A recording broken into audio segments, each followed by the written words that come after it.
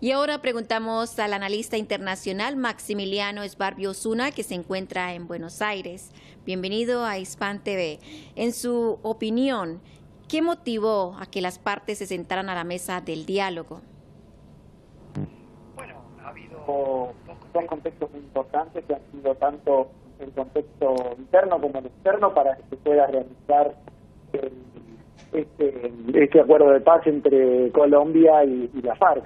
El contexto interno ha sido, bueno, que la población ya ha estado harta de tanta guerra, de tanto conflicto, de tanto desgarramiento de la sociedad en más de medio siglo. Y en segundo lugar, el contexto externo se debe a que los diálogos que se están propiciando en Cuba, Cuba ha tenido un acercamiento hacia Estados Unidos, ha sido bilateral el acercamiento, por lo tanto ya la guerrilla no tiene más un apoyo de La Habana ni tampoco de la Venezuela de Chávez, por lo tanto se ha quedado sin apoyo político externo.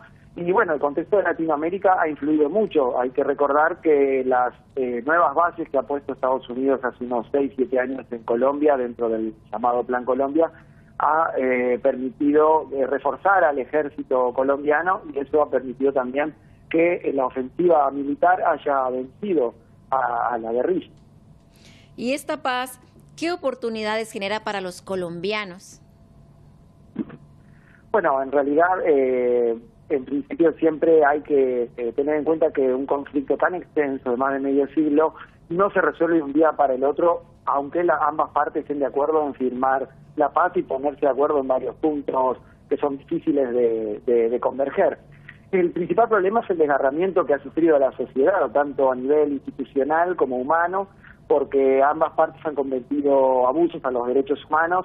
Por supuesto, siempre y cuando hay que tener en cuenta que desde el Estado es mucho más grave, porque es el encargado de cuidar a los ciudadanos, como decirlo, por decirlo de alguna manera, de proteger a la ciudadanía, pero ambas partes han cometido graves violaciones a los derechos humanos, asesinatos, y también se ha metido dentro del conflicto armado un elemento muy importante que es la subvención a través del narcotráfico por ambos bandos.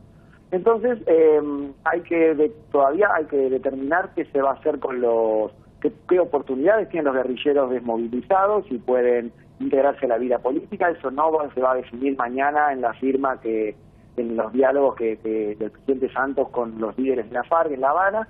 Pero, por ejemplo, algunos militares desmovilizados han sido enviados, Bogotá ha permitido que hayan ido a luchar como mercenarios, por ejemplo, a guerras ajenas a Colombia, por ejemplo en Yemen. En este momento hay militares colombianos, unos 800, luchando en una guerra que no tiene nada que ver con Colombia. Es muy difícil en una sociedad tan militarizada y la que está acostumbrada a tanta guerra, cómo puede lograr la convivencia pacífica. Ha habido mucho dolor, muchos campesinos que han sido rehenes de guerrillas y de paramilitares.